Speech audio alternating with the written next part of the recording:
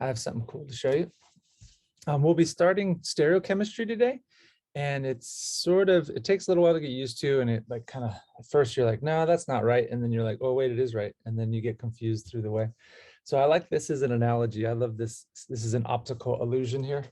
So when you look at this cube here, and when I'm presenting this to you, I'm not changing the image of this cube. This image is constant. So I'll believe it when I see it. I'll see it when I believe it. I like that one.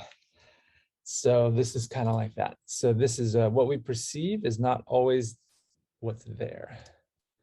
What color are these what color are these center tiles? Yeah. So this one right here, does that look brown to you? I'll open the chat. Does that look brown? Yeah. Cool. And then what about this one in the front? Does that look orange?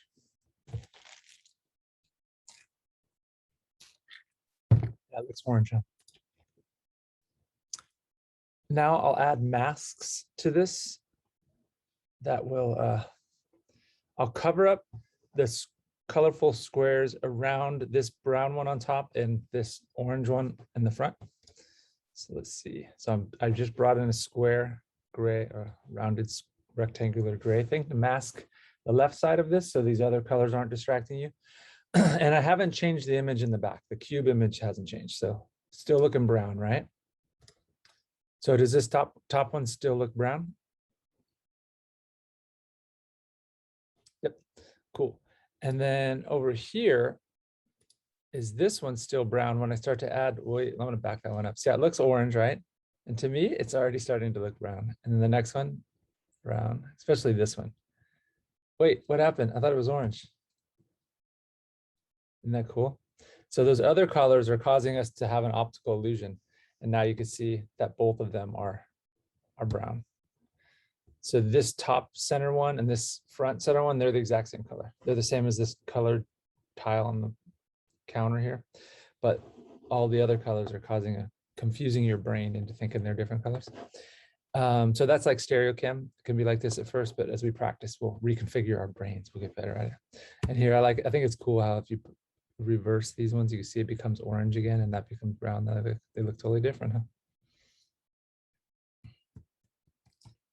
Okay, so today we'll do a little more chapter 4. We're pretty much done, and then chapter 5, stereochem. So you can come to lab as always, I say, at the same time. So today you can come 1 to 150-ish. If you want to do some work, do some crystallization or NMR, IR. And then Tuesday, Thursday, the same thing. Well, actually, this week it's a little different. Wednesday, well, people can come start the exam early. So Wednesday, Thursday, this doesn't apply for the lab work, but the exam does. Yeah.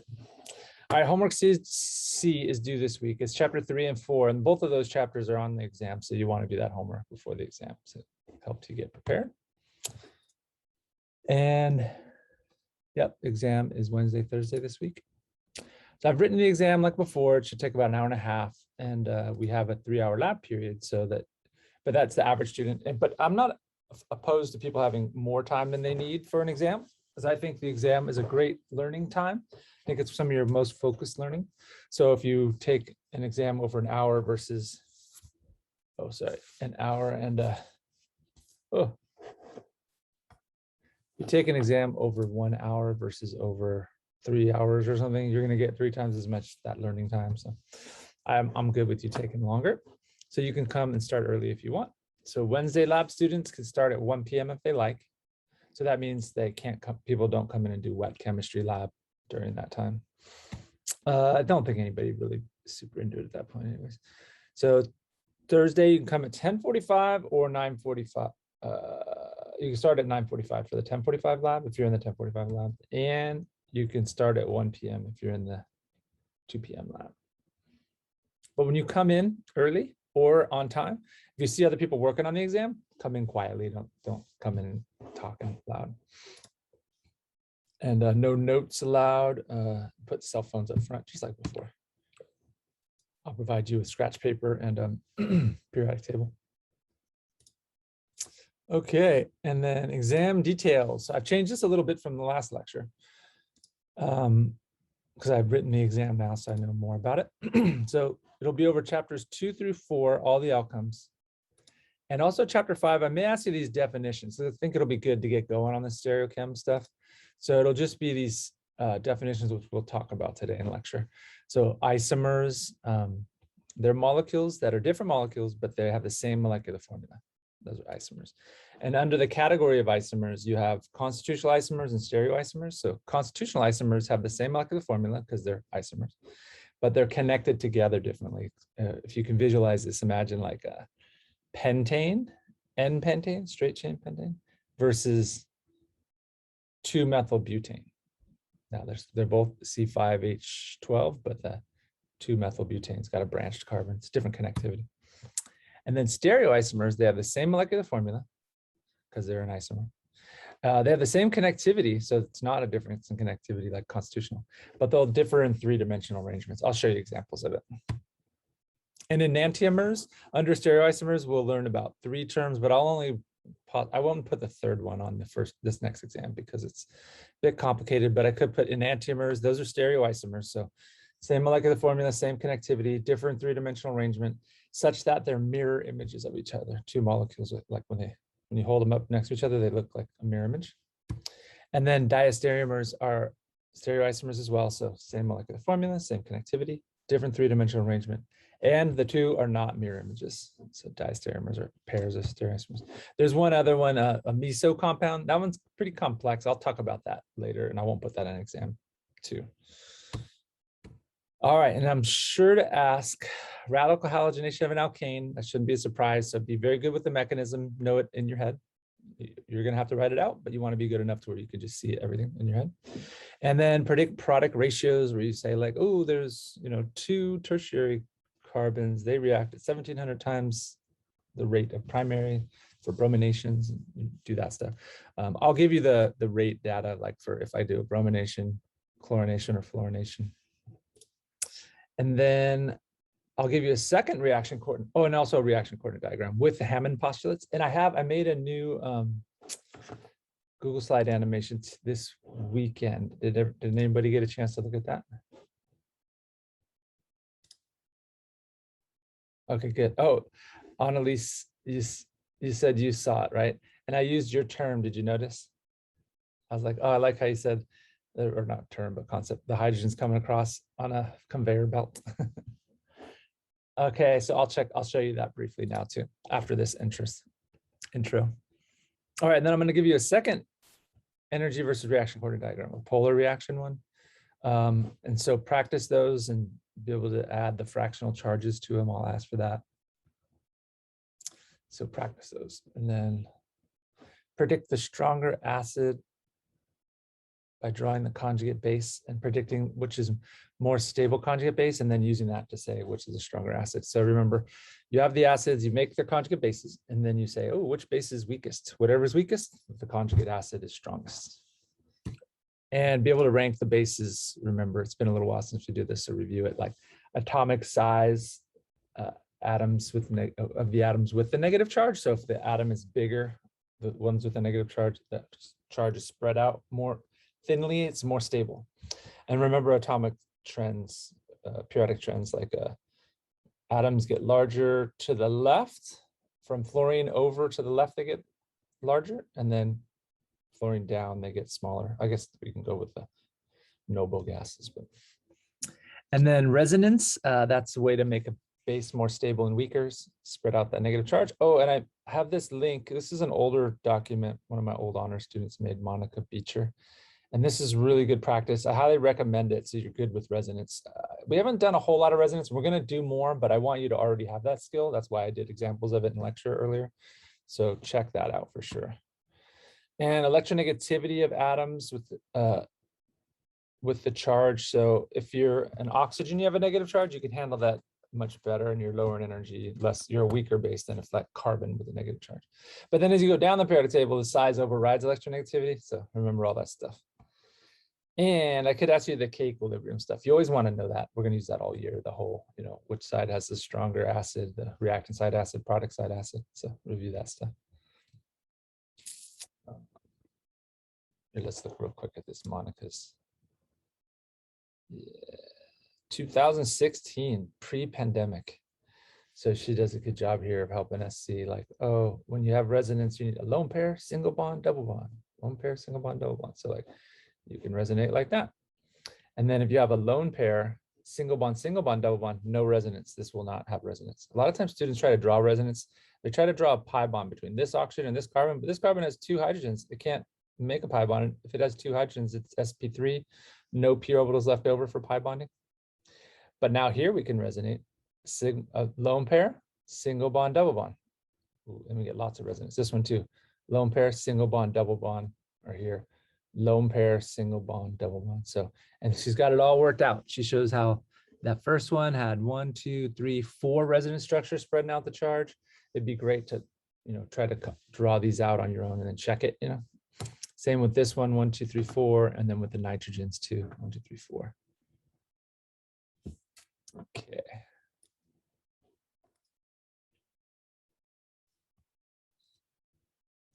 And Newman projections, you'll draw them and predict lower and higher energy conformation, staggered eclipse. I could ask like the whole 360 degree rotation thing. So practice those, and then draw cyclohexane chairs, get really good at those. So that problem should be boring and easy. And we should know that there's more steric hindrance for the axial position. So if the biggest groups are axial, that's going to be the higher energy chair. And draw Newmans for these chair conformations. And I have a trick I like. I did this in the one of the last exit questions, but I haven't had many people ask me about it. I think they're just busy with things, but you should definitely know this is a trick I like, is I'll ask you to view the chair from behind. Because from the front, it's easy to see, but from behind, it can be a little bit harder. It can be, there's one little thing you might get mixed up, but actually I'll help you with that on the next slide. Here it is. So here's a cyclohexane chair. It's the methyl cyclohexane. And I found this image online and it had the nice chair. I'm like, oh, I like it. But I think the foot of the chair needs to like angle in and the head of the chair needs to angle. Then like round it off more. That would make it better. You'll see what I mean. So like I'm numbering my carbons. So I got 1, 2. I like to go 1, 2 this way. 3, 4, 5, 6, like that, right? And then over here, if I'm numbering it, 1 is like kind of the center of this part of the chair. 2 is here. 3, 4 is the center of 5, 6. So that's how the chair, like 2, 3, 5, 6 make the butt of the chair. 2, 3, 5, 6. See that? I've never thought of putting numbers on a chair like this. And then when I did it this morning, I was like, oh yeah, it looks like it's 8 carbons the way the chair is set up. So I should find another chair. I should just draw myself like that. Okay, so anyways, now if I ask you to draw the Newman viewing from carbon 1 to 2 and then 5 to 4, I think you're pretty good at that. So like if this is my view here, these two, I think you'll have no problems. I'll draw that one out for you too.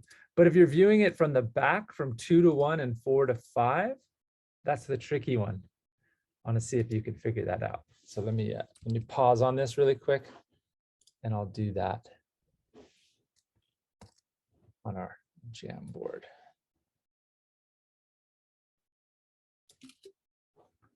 So let me go. Oh, I haven't even created our Jamboard, have I?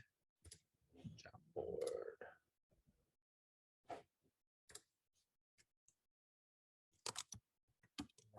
Jam. 18, it's almost Halloween. Share.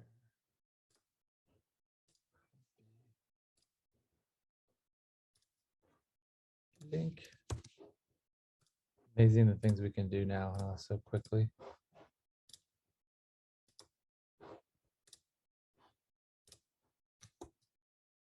I think I need to recapture this. Actually, that's how I do it.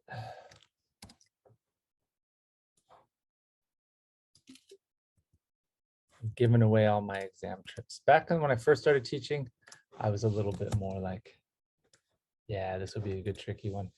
Only the cream of the crop will figure it out. But then as I got teaching more, I was like, oh, I can still show them all the tricks. They'll actually learn more, I think, because instead of holding off, waiting for them. I used to also, like when I was writing, like the week before an exam, I hadn't written the exam yet. And I would think to myself, oh, I think of an example problem to write, like on an exit question or just in office hour. And I think, oh, I don't want to share that one because that'd be a good exam question. And then I was like, nah, I'll do it. I can come up with new good ones when I write the exam.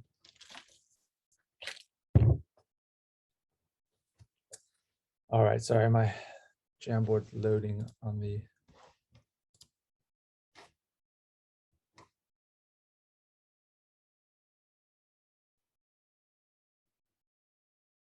Okay, so I can start drawing actually. So as always, I will start with 2 circles. And then my carbons. This is the one, first I'm gonna be looking at the C1 to C2, the normal one, right? C1, C2, and C5 to C4. Easy, easy, so. We can't see what you're drawing. Oh. Yeah, that's weird. Yeah, my Jamboard's not working on my iPad for some reason. Okay, come on back in, buddy. Thank you. Okay, here it is. Yeah, here's C2.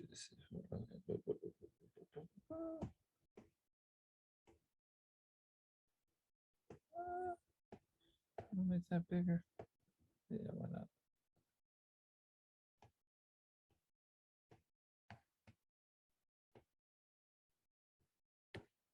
Okay. So the key thing here is to number them. So this is carbon 1. This is carbon 2 in the back. This is carbon 5, and this is carbon 4. The next key is to realize that carbon 6, the one that attaches 1 and 5, that it is up above carbon 1 and 5. See how 1 and 5 are down here?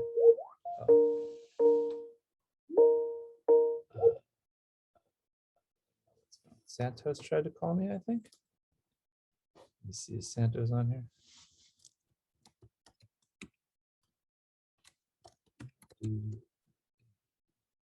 Oh, that's weird. Maybe it was another Santos. Maybe I just read that quickly. Someone was calling me.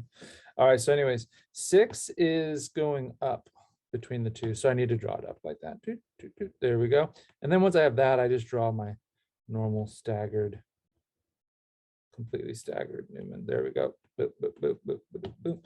And this guy has got, on carbon 4, has got, oh, you know what? 4's got the methyl down. Yeah, that's right. Everywhere else is H's. So, and then you notice how methyl 4 is on the right. It's easy to see, correct? No problems. And then 6 also has this hydrogen pointing right out at us, right in our eyes. So how do we represent that? We put a solid dot. That's what I want to see on everybody's. Oftentimes students mess up these middle ones on the exam. They lose some points there. Don't lose points there. And then also has the H going up. So there we go. And then 3 has a hydrogen pointing away from us. So for that one, we have circle down, H there. There we go. And that's it. And then the chair flip is like super easy to do. Actually, I'll number the rest of these 2. This is 3. This is 6. Okay. So the chair flip, actually, you can do it pretty easily without even looking at the chair. Once you have the first Newman, you just know that, okay, now carbon 6 was up. That was the head of a chair. Now it's going to be flipped down. It's going to be the butt of the chair. So it's going to go, or the foot of the chair. There it is right there. And then I can add on the rest. Easy, easy. And I know that 6 has still got the, the hydrogen pointing right at us. It's the other one, but it's the hydrogen pointing out, that's there. And then 4 has the methyl down. So now it's axial. And then H is all around. Easy money. Shoot, you only need like 10 minutes to do this test. Just kidding. All right, that's that one. So now let's do the tricky one. The tricky one is this one, when we're viewing it from behind, like that.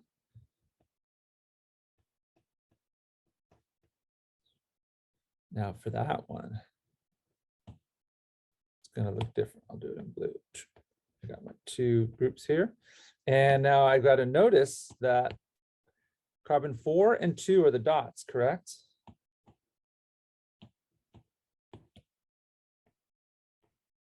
And if I'm a person in the back, I'm on this side of it. I'm on the other side of our screen. Is carbon 4 going to be on this right dot, or is it the left dot?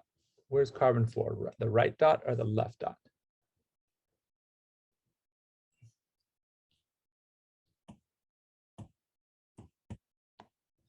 Carbon 4 is the left dot.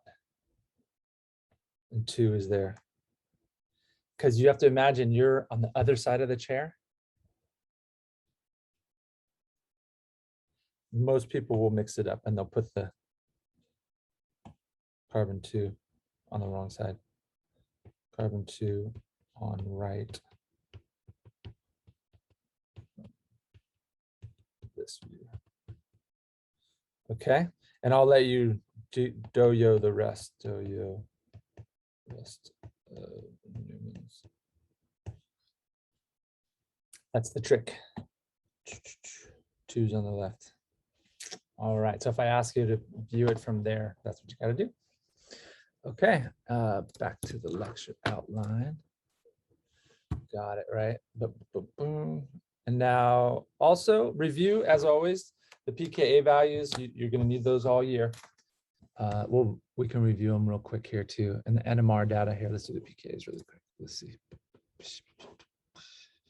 I'll skip to the main page here. So let's see if you can do it. Let's see on our chat. What's the pKa of sulfuric acid? About -10. Good. And now what's the pKa of hydrochloric acid? There we go. Looking good. Hydronium. There we go. -1.7 or -2. Acetic acid or carboxylic acids. About 5. Ammonium, the nitrogen with the plus charge and no lone pairs. That one's the 9. And then alcohols and water, about 16. Ammonia, so ammonia is the nitrogen, or amines are the nitrogens with a lone pair. They're much weaker, huh? And finally, the alkanes. They're like 50. Good job. So here we go. Who has a pKa of -10? Sulfuric acid. Who's -7?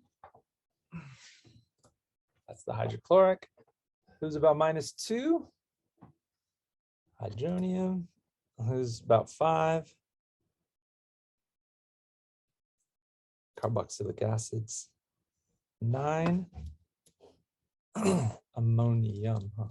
Oh, and then 16-ish. Water, methanol, ammonia. 35 is ammonia. And then the weakest acids are the alkanes, yeah. And then once you get the idea of it, you should be able to know, like, oh, benzoic acid's like acetic acid, it's about 5. And this is like about 9, it's like ammonium. So I'll let you review that some more on your own.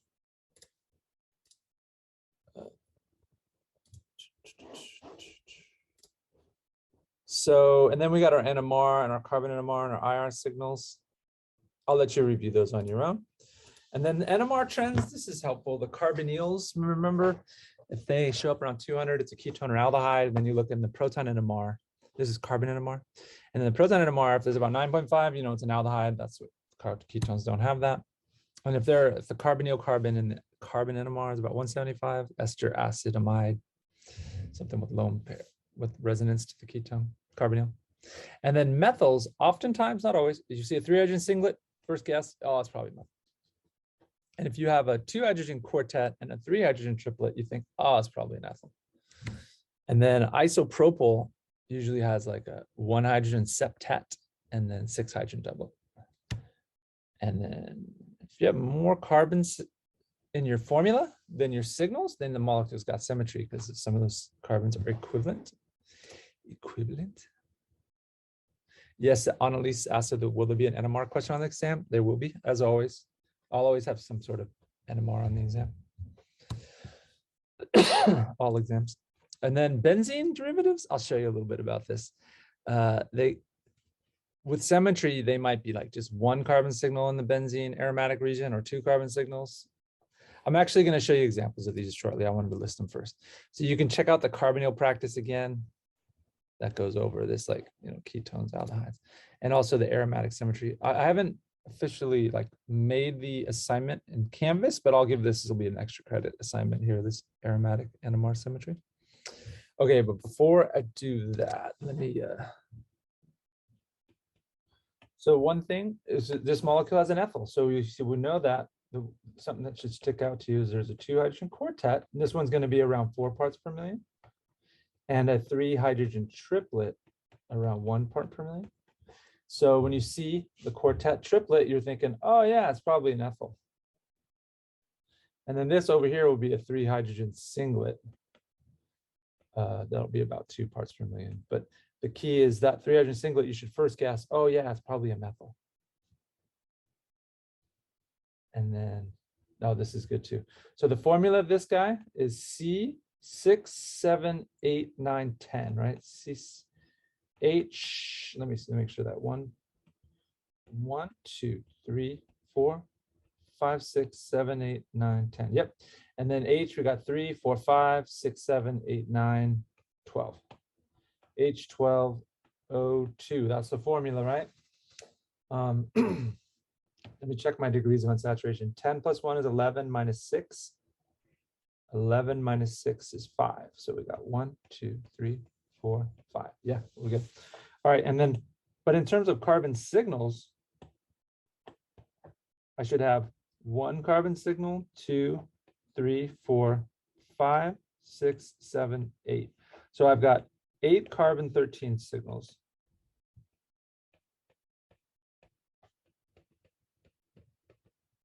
But 10 carbons, that means the molecule has symmetry, because, you know, these 2 carbons are equivalent, these 2 carbons are equivalent, something like that, right? That goes with our symmetry thing I was telling you about.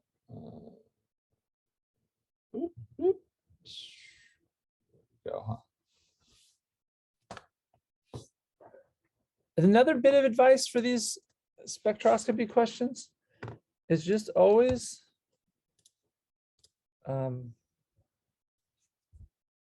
draw out things. A lot of times students just don't draw out possible molecules. So if, for example, if you have the formula for the molecule, which you will, and you know, like there's an ester or ketone or anything, or even if you don't, you could just start drawing out anything with this formula and try to, you can get yourself going. Okay, and now what about that? Oh, the isopropyl. Let's do one of those. Let's go.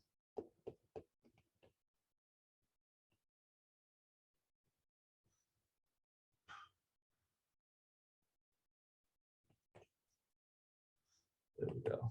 I like this one. Here's a good one. So this is an isopropyl.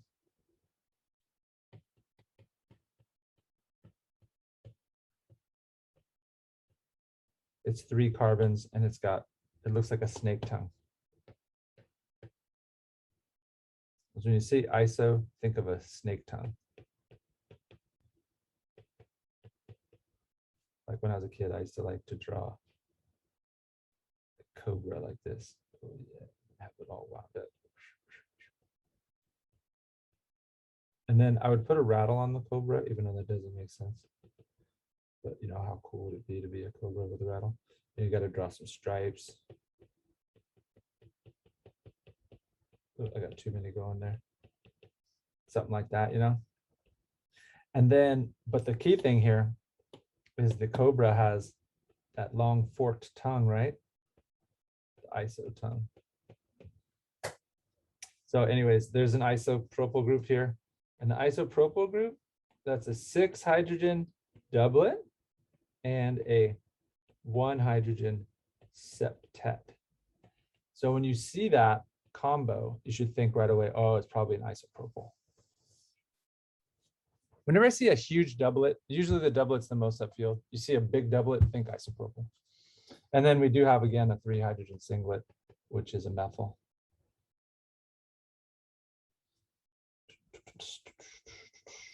Okay, so I was just noticing, I was just remembering, I've made up new homework assignments for you all. Did I include spectroscopy in the last homework assignments? I can't remember. Like spectroscopy questions, I think. Did I? Homework C. I don't know if I had any spectroscopy in it. Usually it's at the end. I don't. I got degrees in saturation, so that's good.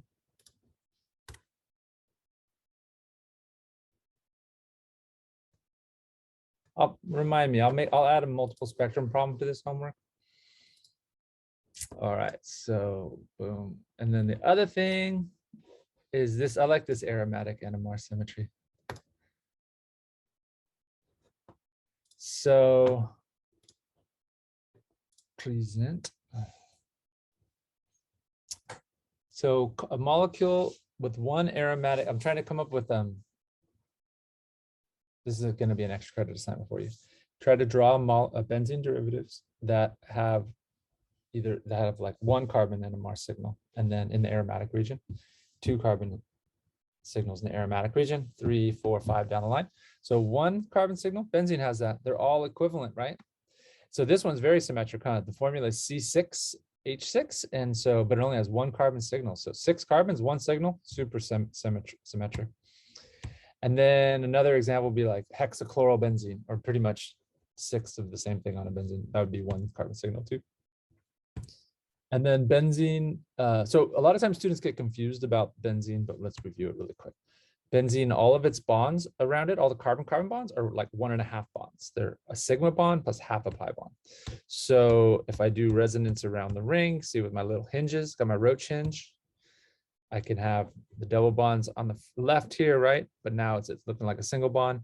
And a lot of times students think, oh, the molecule is switching back and forth. It's not that. The molecule is the hybrid. That's what it looks like. That's why you'll see this type of hybrid drawn a lot for benzene. I prefer the dots, but that's okay. So it looks kind of like between these 2 bonds, or these 2 carbons, you have a full double bond, a full sigma and a full pi. And it looks like, oh, over here I have a sigma bond and only a sigma bond. But the reality is it's a sigma bond and half a pi bond. So that's so, and all the bond lengths are equal. And if you remember back in our assignment, the NMR stuff, I talked about how Huckel was smoking opium and he fell asleep and he dreamed a snake was biting his tail, and that helped him see the resonance of benzene. All right, so can you show me molecules that have 1, 2, 3, 4, 5, and 6 carbons in the aromatic signal region? That's in the region of like 160-ish to 100. And the ones with 3 or 5 are more challenging. If you only get one of those, it's okay. You still get the extra.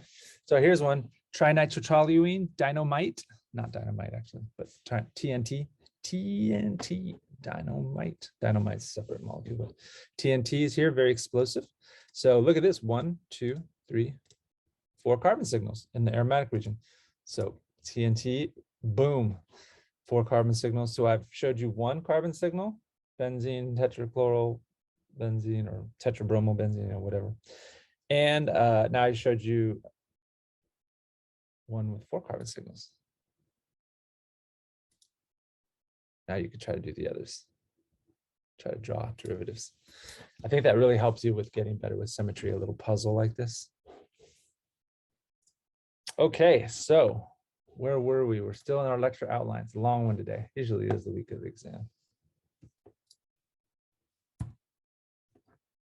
Okay.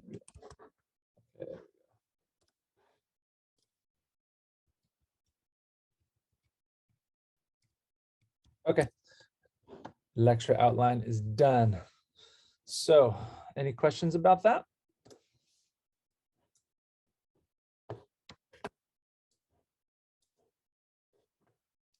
Right. If you need help with any of this, I was going over here like, oh, wow, I don't really know how to do that. Come to office hours, hit me up in lab.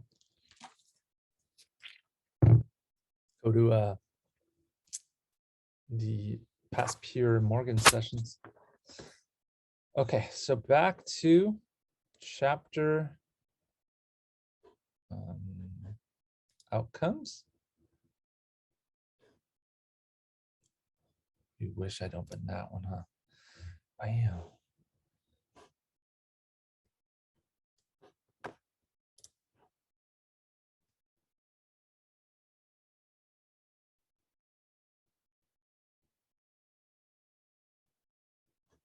One thing I wanted to talk about, which I skipped over before because I really wanted to get to the chairs, is this outcome here.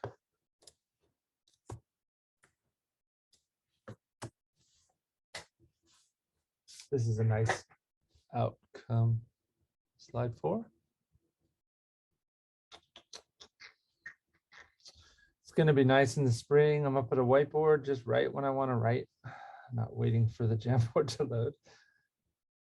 But the one thing that will be, I'll have to figure a way for us to like capture what's on my whiteboard. I think I'll ask someone to volunteer or something to take photos of the lecture and post it to a Jamboard or something. Okay, so I like this formula. This is useful. I use it a lot. When you have a molecule with 0 degrees of unsaturation, if it's a pure alkane, no halogens or oxygen or nitrogen or anything like that, then it'll have the formula CnH2n plus 2, where n equals 1, 2, 3, integer. Is that what you call them? Integers? Integers like counting numbers, I think, right? I'm helping Nick with his geometry, and I'm like, I've forgotten so much of just the simplest math. I feel like, yeah, here we go. So pure alkanes got that formula. So let's look at like something simple. Like if you have a 5-carbon alkane, on like pentane here, I just go C5 and then I just take 5 and I go 2 times 5 plus 2, that equals 10, 11, 12. I just put 12 here quickly. And then I can double check. It's 3, 4, 5, 6, 7, 8, 9, 10, 11, 12. You got it, right? Or if you have, even if you have something branched like this guy. Ooh, how many carbons would this have? This is 2 dimethyl propane. So it's got how many carbons does this 2 dimethyl propane have? 1, 2, 3, 4, 5, right? Good. And so it's C5H, oh, it's H12 again. I just know right away. And then let me check it. 3, 6, 9, 12. Yep, you got it. Okay, so if you have 1 degree of unsaturation, then that means like a pi bond, 1 pi bond, or 1 ring, right? Then your formula will be Cn, oops, H2n. That's kind of nice, right? Let's look at it. So if I do a 5-membered ring, I know my formula is C5. I can just tell by the shape of a pentagon, right? And then H, how many H's? Well, I know it's got 1 degree of unsaturation. It just has 1 ring, so I know it's got to be 10. I just double that, 5s. And that works out pretty easy, huh? 2, 4, 6, 8, 10. Not bad, huh?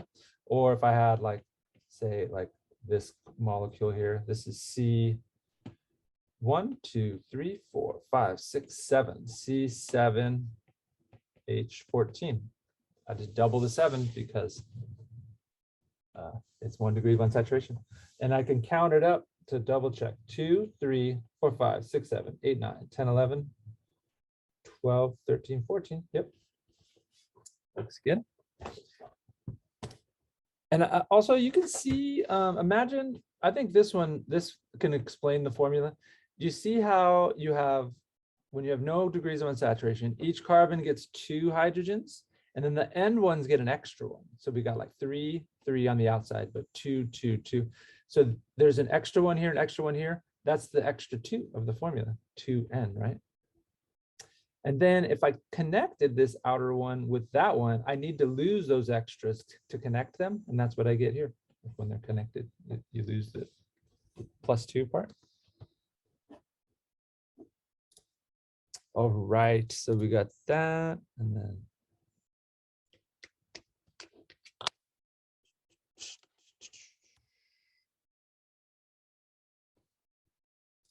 it's a combustion stuff's pretty good.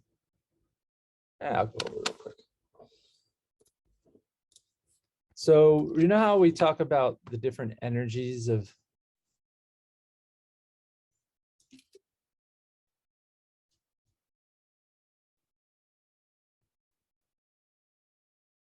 like a cyclohexane chair? How do we come up with those? You can get heats of combustion to help you with that. You can use heats of combustion. I'll explain it to you.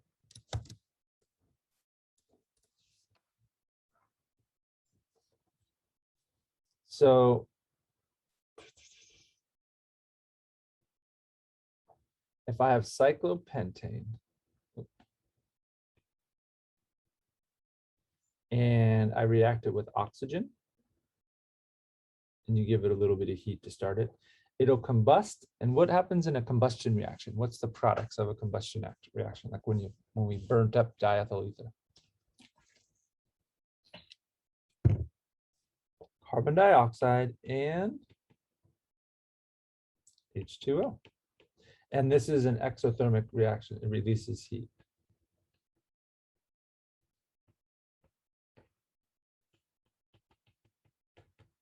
So the reaction coordinate diagram is complex. There's a lot of steps to this mechanism. I don't know it. It's a radical reaction. I know that though, we start at some energy, O2, right?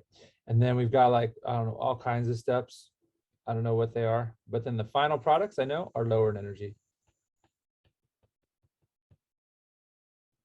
So we can measure the difference in energy, how much energy is released, you know, with the bomb calorimeter, remember that stuff? Delta H. And then we can also take delta H and divide it by 5 because we've got 5 CH2s for this molecule, right? And we can determine how much, you know, ring strain there is when we compare it to cyclohexane and its chair conformations.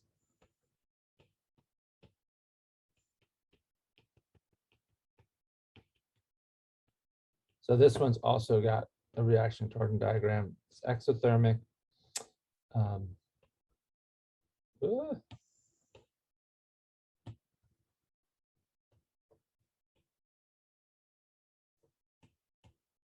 And again, I don't know the mechanism. It's complex.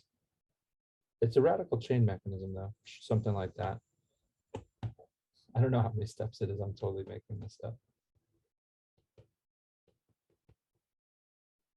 Okay, but when we measure across, we measure this distance, delta H, and then we get a delta H per divided by 6, because there's 6 CH2s on a cyclohexane. Which value do you think is greater, the delta H divided by 5 of the pentane, or the delta H divided by 6 of cyclohexane?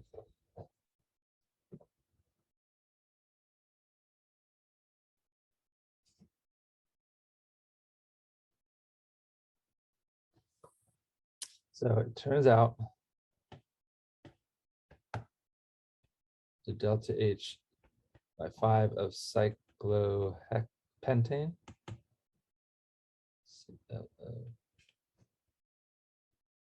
is greater than the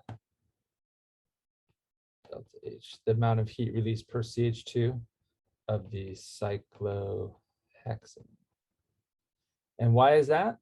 Because the cyclohexane is lower in energy per CH2 to start because of that chair conformation with all staggers. Type that up over here somewhere.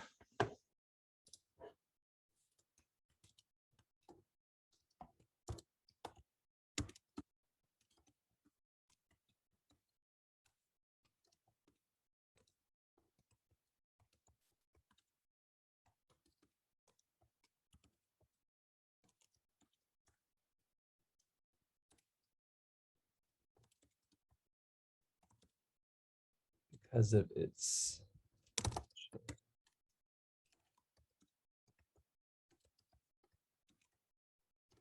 no ring strain. TRAIN and all staggareds.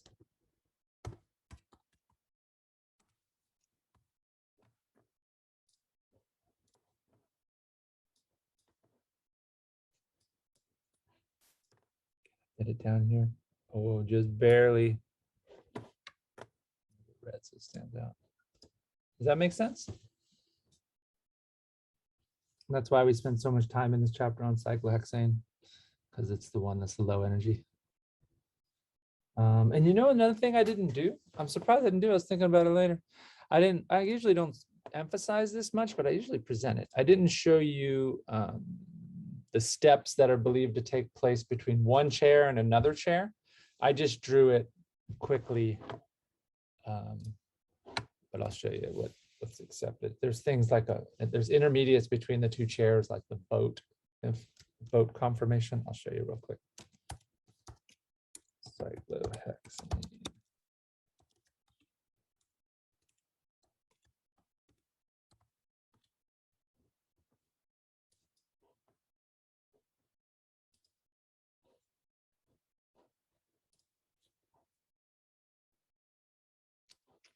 Here we go.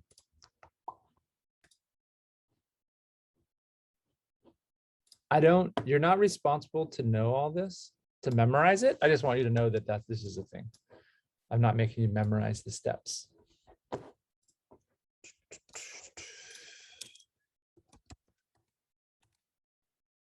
What happened to my text box?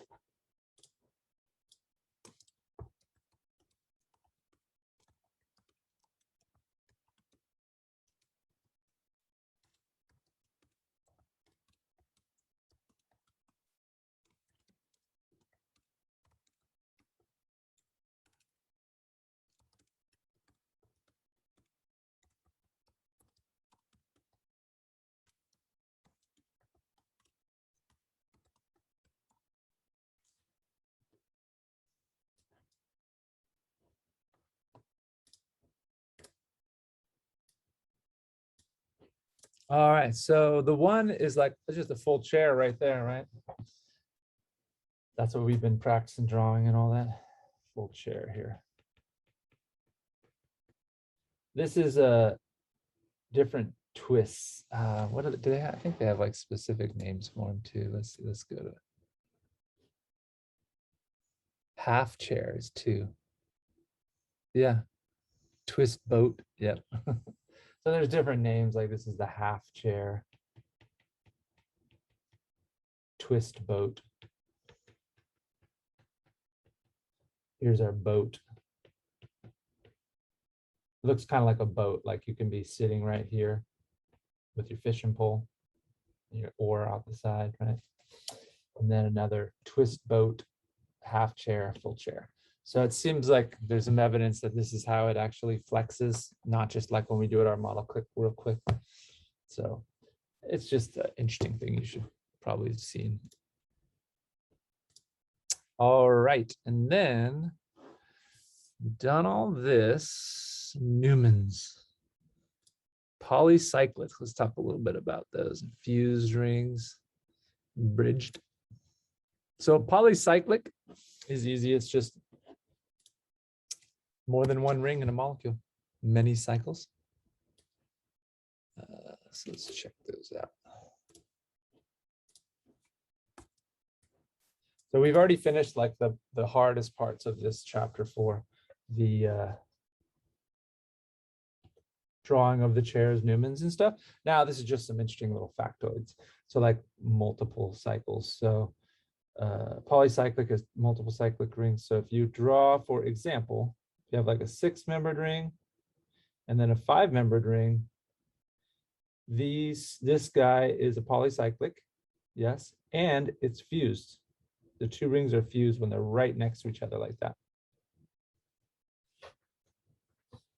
Like molded together.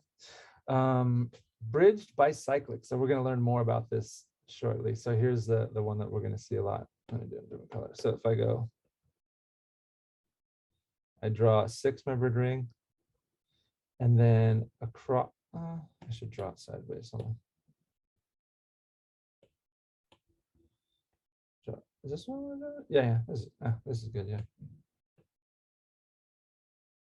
Okay, and then across the ring,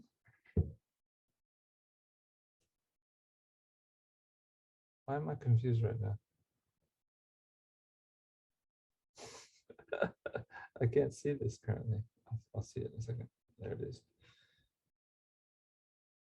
Yeah, it's all the way across. So why is it? Oh, yeah, it's here. My brain wasn't working so good. It's Monday. Do you got a case of the Mondays? So yeah, we're gonna have this bridge. It could be like bridged up and out at us. I'll number the carbons to help you see it. So let's go. Say like 1. No, I'll go 1 here. 1. Actually down here. 1, 2, 3, 4, 5, 6, and then this is carbon A. The bridge. Oh wait, this is. I'm doing a double bridge, huh? 2-carbon bridge. So imagine a wedged up, and then those 2 carbons are attached. So I've got 2 extra carbons here. I've got A and B. And we're going to learn in future chapters how to draw these in 3D like this. I won't require you to draw it right now, but I'm just going to show you what's going on here. So we can go draw the bridge out. This is like this will be our next thing to draw. Like we've learned how to draw chairs, cyclohexane chairs. And now we're going to soon we'll learn how to draw these bicyclics. So this is carbon 1, 2, 3, 4, 5, and this is A, and this is 6 actually, and B. So this is an example of polycyclic again, and bridged bicyclic. Kind of cool, huh? Don't worry about drawing those for the exam, but do be able to identify them. Like if I asked you a question of, okay, which one's the fused bicyclic and which one's the bridged bicyclic? I want you to be able to say, oh, that's fused and that's bridged.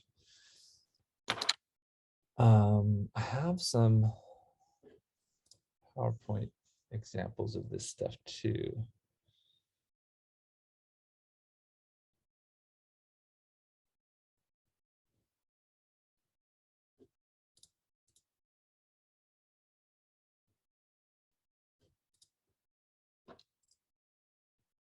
This one, yeah.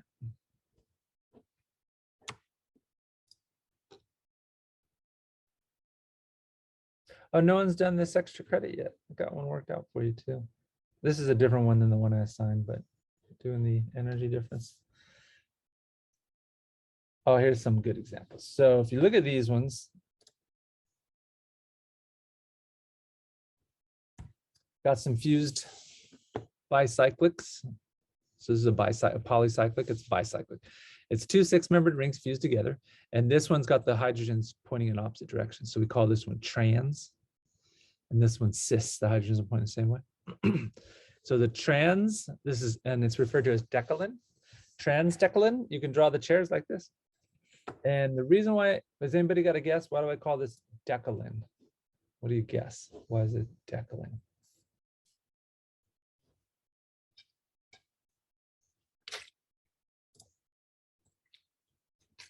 It's decalin because it has 10 carbons. Yep.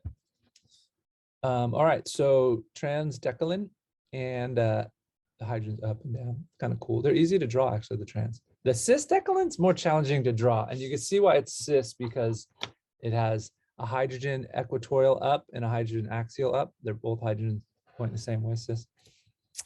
And then here's some bridge bicyclos. This is camphor. Does anybody have any camphor trees by their house? They're real common. They drop that sappy stuff from them on the sidewalk. Sometimes you'll walk by a sidewalk of a camphor tree and it's all sticky on your feet. And it has that smell of like pine tar. It's in pine tar. Have you ever played baseball with the pine tar bat? I think pine tar is probably old school now, but camphor. If you smell camphor, you'd know what it is. And then, so camphor is bridged, huh? See how it's got the 1 carbon bridge across the middle there? And then here we have steroid, the common steroid. So Steroids, you can recognize them because they'll have this 6-membered ring fused to another 6, fused to another 6, and then fused to a 5. So when you see a 6-6-5 type of structure, you know it's a steroid. And if this R right here is a hydrogen, this is a pendrastrone. I keep probably saying it wrong. A pendrastrone. I don't know. So yeah, it has a fused bicyclic. So this right here is like a transdecalin, and this is like a transdecalin as well. These two. All right, so this steroid happens to be a metabolic and metabolite and a precursor to testosterone and estradiol, and they're with hypolipidemic and anabolic properties. Hypo, that means it likes, right? Or low fat, I think, low fat, hypolipidemic, and anabolic, it means like growth properties. All right. Oh, I think there's an interesting fact with this one. First isolated by Adolf Frederick Johannes. He almost sounds like a butenantant, and Kurt Tischering. They distilled 17,000 liters of male urine. This was done a lot, this kind of stuff. So they went to the local pub and they just asked, hey, can people pee in the bucket for us? And so they got 17,000 liters of male urine, which they got 50 milligrams of this steroid. And then,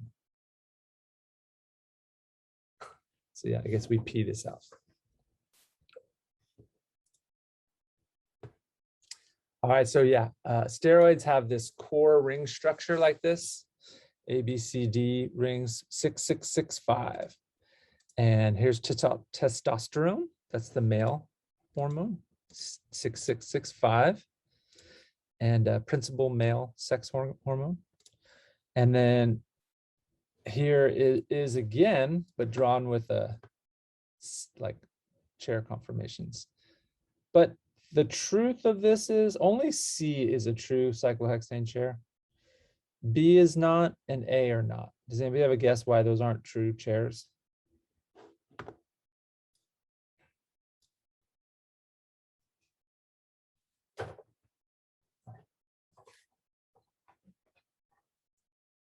So this, yeah, when you have an alkene in the ring, it's no longer a true chair because it needs all sp3 carbons. Like C has all sp3 carbons around it, all tetrahedrals. Where now B has a trigonal planar-ish carbon here. It wants to be trigonal planar at least, and this has a trigonal planar, and then the carbonyl is trigonal planar. So those aren't technically chairs, but we still draw it that way just to help us see it. But they're all fused, and these are steroids. And here's cholic acid, another steroid. Can you see it? 6, 6, 6, 5. So yeah, these steroids are all really similar. You change a little bit, and then it changes the properties a lot. And that's a bile acid. It's in our poop. It helps us poop. You can see, why is it called a bile acid? What's about it is acid. This up here, the CO2H, that's a double bonded carbonyl oxygen, and the other one's an OH. This is a carboxylic acid up here. And it's got 3 alcohols. You can see it's similar to testosterone in that testosterone has a ketone here, but this is reduced to an alcohol. Testosterone has the alkene, but it doesn't. And then this one has a couple extra alcohols. But you can see in the body how these things can be made from one into the other and stuff. All right. So good stuff. Yep. I don't know why I don't have estrogen on there. I should have estrogen on there. Let's look up estrogen real quick. Estrogen.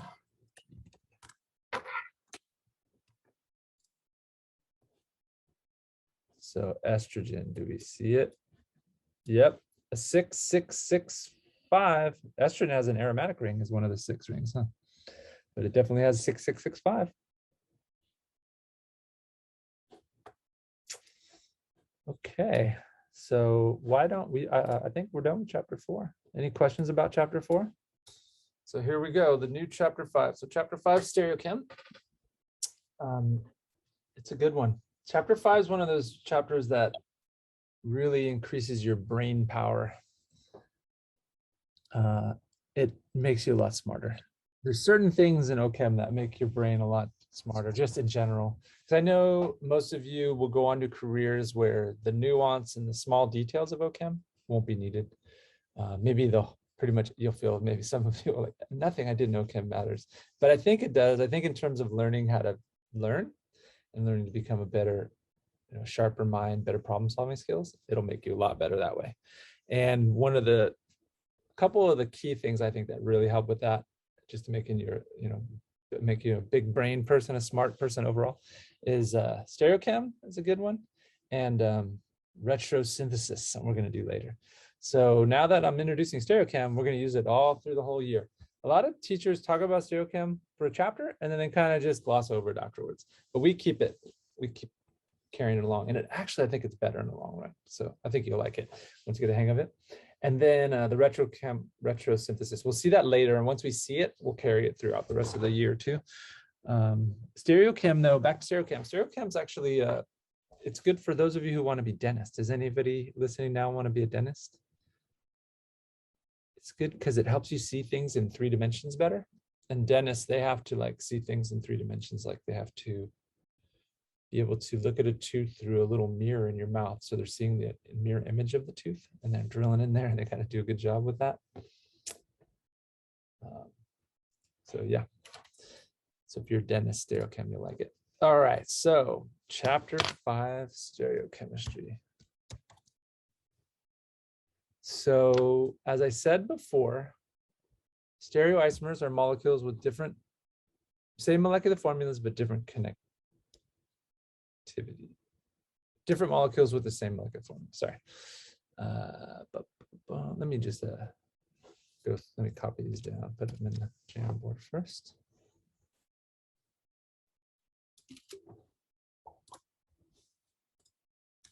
Boom.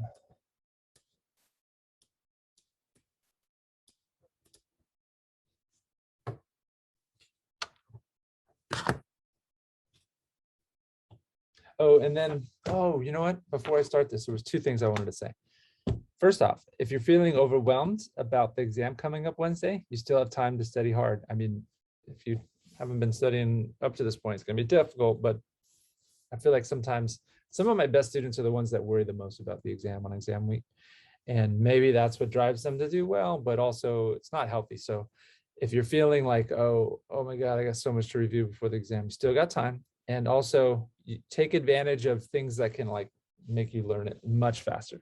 So come in and asking me for help can help you learn something at a rate so much faster than on your own. Also asking Morgan as well can help you. I can help you learn something 10 times as fast. Morgan can probably help you learn it 12 times as fast, maybe 8 times as fast. I don't know, we'll see. Whatever, he's your peer, so he can talk to you in your language a little more. And also, don't be shy to ask. A lot of times you feel like, oh, I don't know any of this. So I feel like if I ask, it's going to reveal what I don't know. Ask, just ask so you can get help. Okay.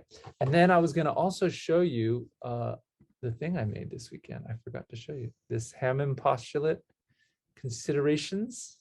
I think this, for those of you who are struggling, with visualizing the transition states for the exam, I think this will help. I'm going to add to it in the future, but this took me like about 4 hours on Saturday. So I was like, okay, I'm done after I got to this point.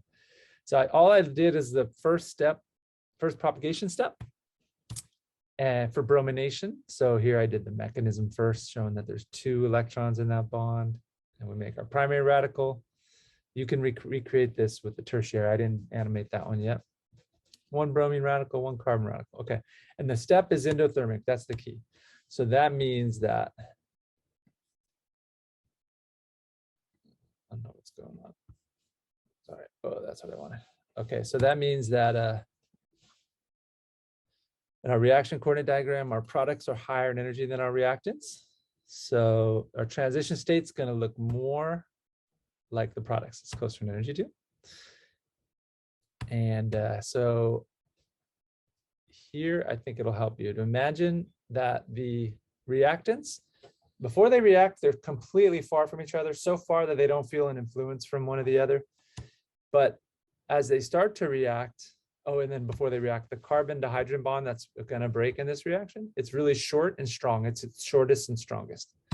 And then there is no bond yet between the hydrogen and the bromine that results in the products. So there's zero bonding there. But then as they get closer and they start to react, then the hydrogen, that was a short, strong bond, it starts to get pulled towards the bromine, like on a conveyor belt, like Annalise said. So that the CH bond is getting longer and the HBr bond is getting shorter. And then as the reaction progresses and we're going like up that activation energy, the hydrogen keeps moving over like this, kind of nice, right? And eventually it'll become the products in which your radical is super far from your HBr. Like after the bromine gets the hydrogen, it just moves away. So they're completely far from each other. So if your transition state looks more like products, which ours does, then it'll look more like this part. It won't look like these upper three. It's going to look more like products. So that's what the transition state will look like. So you should have a long bond between your carbon and hydrogen, almost completely broken. Not like when it was short and strong on the reactants, completely broken like the products. And you should have a shorter HBr bond, almost fully formed like you have on the products, the HBr. So it's looking like the product. And this looks like a primary carbon radical, this transition state mostly. It has very little radical bromine characteristics. It's almost all primary carbon radical. And yeah, now you can do the same thing with the propagation step 2, and initiation, and polar reactions. So hopefully that'll help.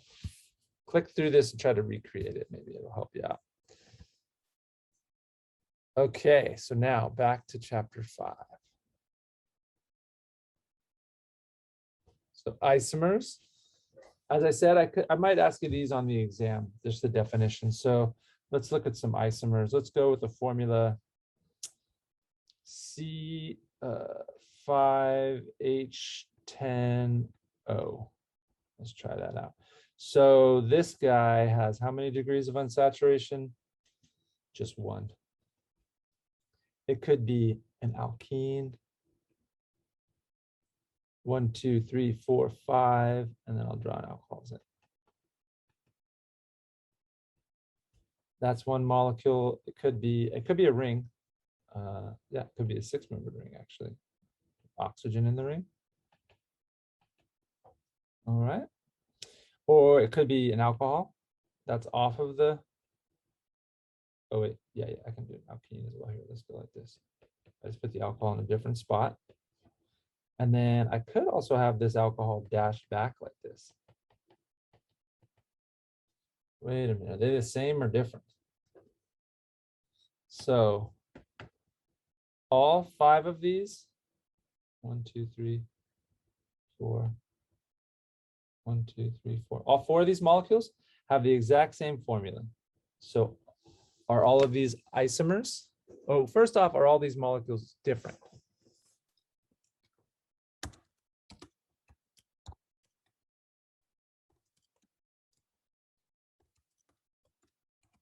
Are they the same or are they different? All 4 of these. They're all different.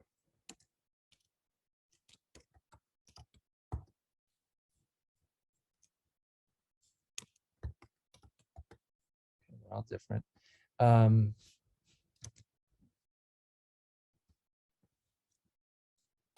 All 4 have the same molecular formula though, right?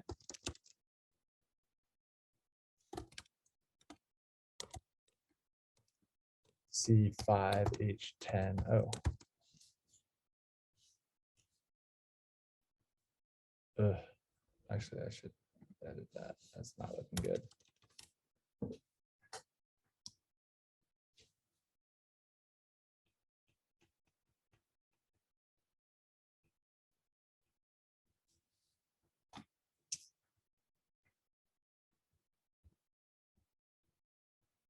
Okay.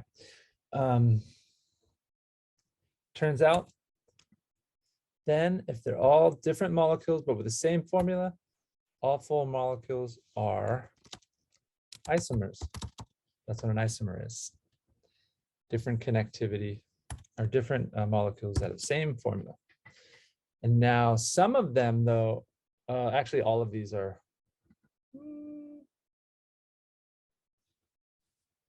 I'm going to talk about constitutional isomers next. So constitutional isomers have different connectivities.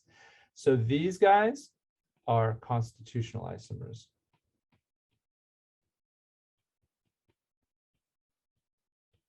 Have any of you heard of the term constitutional isomers before from General Chem?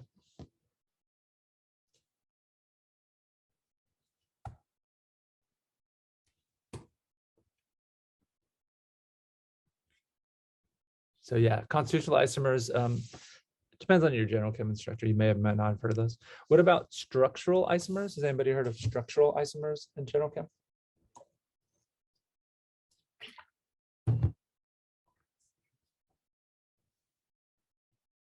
Yeah, structural isomers are also constitutional isomers, just a different name. I think structural isomers is kind of a newer term, but I was taught constitutional. That's one I'd go with.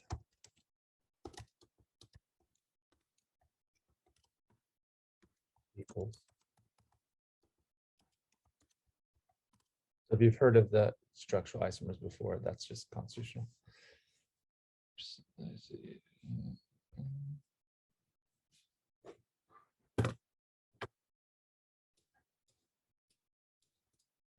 Okay, and then those guys are constitutional isomers because they're not connected together the same. So if you like numbered the carbons, you can see for this one, it's got, you know, a string of 1, 2, 3, 4, 5 in a row, where this one, the 5 are connected to an oxygen in a ring. They're definitely constitutional isomers. And the same goes for this. This is a constitutional isomer to that one. And it's constitutional isomer to that one as well. This guy is also a constitutional isomer to this one and to that one, right? Okay, what about these other two? The last two, they have the same connectivity though, because if you number your carbons, you'll see, for instance, if we go carbon 1, 2, 3, 4, 5, 1, 2, 3, 4, 5. They both have a double bond between carbon 1 and 2, and they both have an alcohol on 4. So they both have the same connectivity. I'll make these yellows. I'll say X right here, X. Same molecular formula plus same connectivity. They're connected together the same. So these ones are stereoisomers. So they still fall under the umbrella of isomers, but they're stereoisomers. They differ in three-dimensional rearrangement.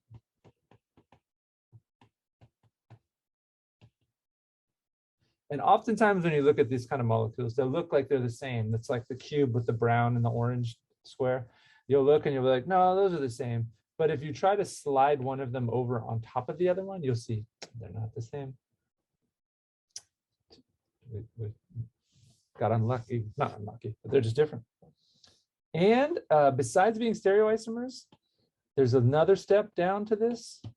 These two are under stereoisomers. They're enantiomers. Enantiomers. So what is the deal? What do you mean enantiomers? That means they are mirror images to each other. So if I flip the one of them over, I can show you that. Let me screen capture this and show you this. So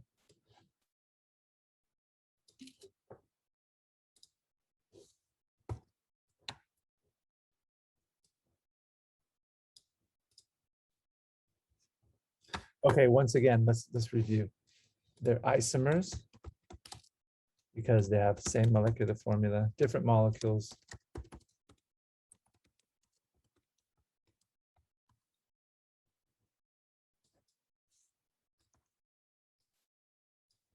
And they are stereoisomers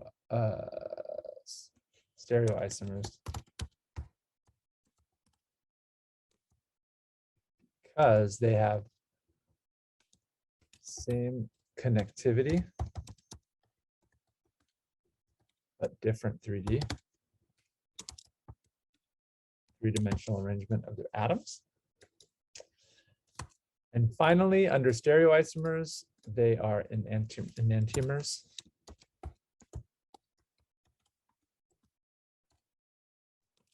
They're mirror images of each other.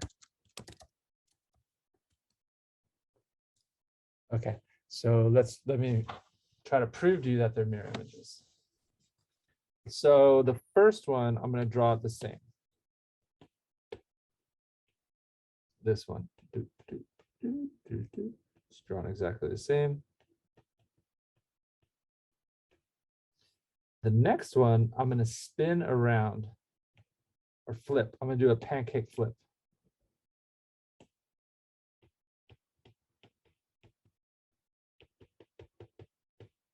Imagine I put a pancake spatula underneath this one and I flip it over. It can look like this.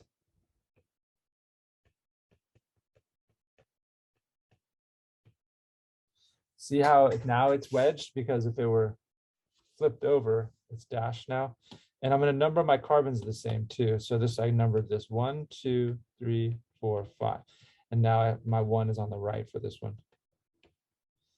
And once I do that and I hold them up in this particular manner, I can see this is a mirror here. They're mirror images of each other, huh? If this one was looking in the mirror and it was like, mirror, mirror on the wall, who's the fairest alkene alcohol of them all? It would see this one and say, no, there's one fairer than you, cyclohexenol. Just kidding. So those are enantiomers.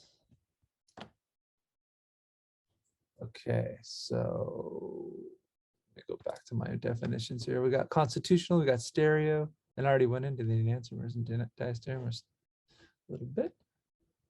Let's do diastereomers next. And review two. Enantiomers.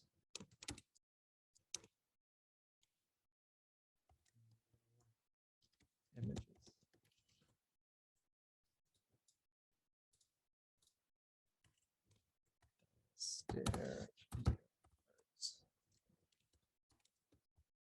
Mirror images.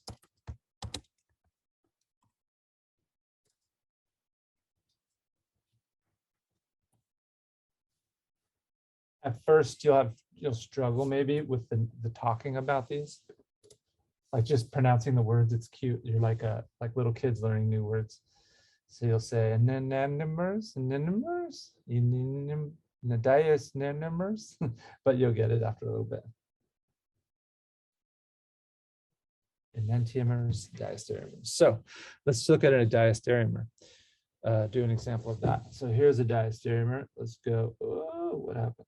Oh, I gotta get my pen out. So this molecule right here, this alkene, what's its formula? How many carbons does this have?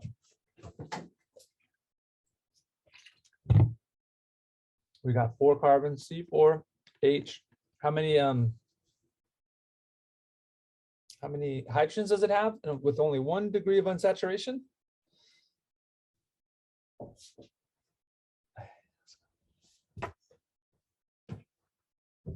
How's it going? Just letting you know. Okay, I'm a lecture. So. All right, and then it's got 8 because it's got 1 degree of unsaturation.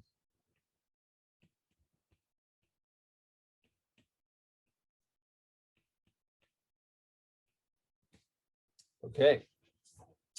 Now, if I compare this to this one, same formula, C4H8. So these two, let's check them out. Do they have the same formula? Yes, same molecular formula. Yes.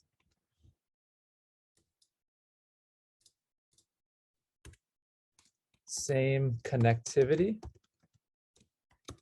Yes. Are they mirror images? No. So that means they are diastereomers. Oh, come on, my pad.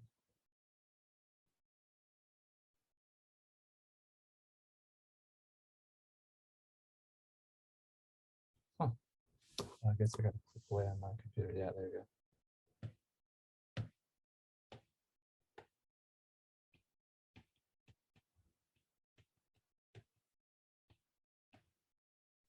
There's one example of a diastereomer pair.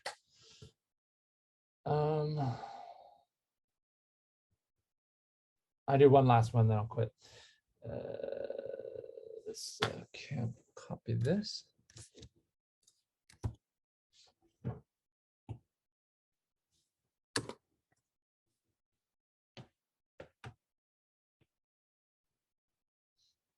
Okay, if I put a bromine here and a bromine here, 2 bromines, and I have them both wedged versus, oh, you know what? I have to put like a carbon or something here. There we go. If I have 1 wedged and 1 dashed, and then I do another one where I have both dashed.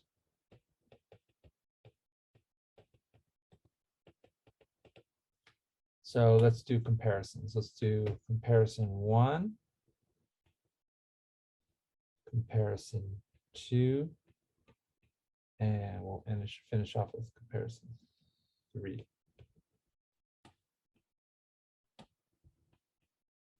Let's see, 1, 2, 3.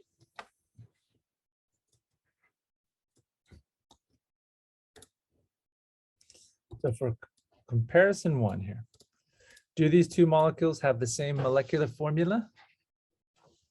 Yeah, they both have 5 carbons, 2 bromines, oxygen, hydrogens. Yep, looking good there. And then do they have the same connectivity? Yeah, we have a carbonyl, say we call that carbon 1. On 2, we have a bromine. 3, we have a bromine. Yes. So are these 2 mirror images though? Can I put a mirror image between them? No. These 2 are not mirror images of each other. So this one is this pair of stereoisomers are diastereomers.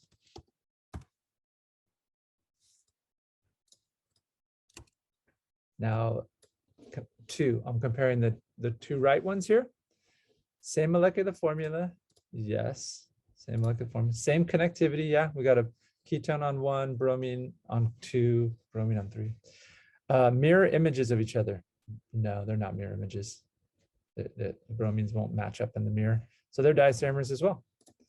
All right, finally, on 3, same connectivity. Yeah. Same molecular formula. Mirror images, yes.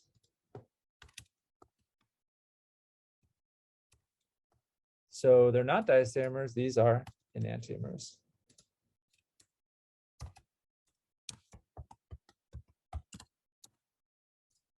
Let's see them as mirror images. Right now, it might not be obvious that they're mirror images, but, oh wait, oh shoot, they're constitutional isomers the way I drew them. Does anybody see that? I put the carbonyl in the wrong spot.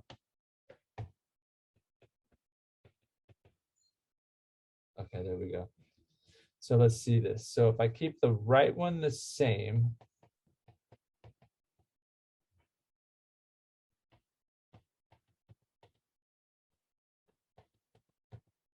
and I pancake flip this guy,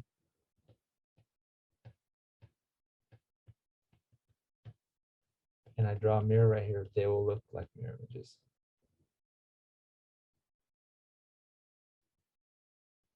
Ooh, that was not my prettiest.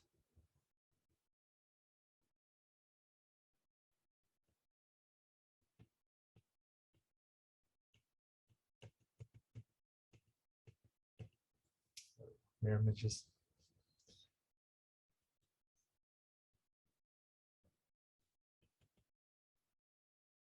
Okay.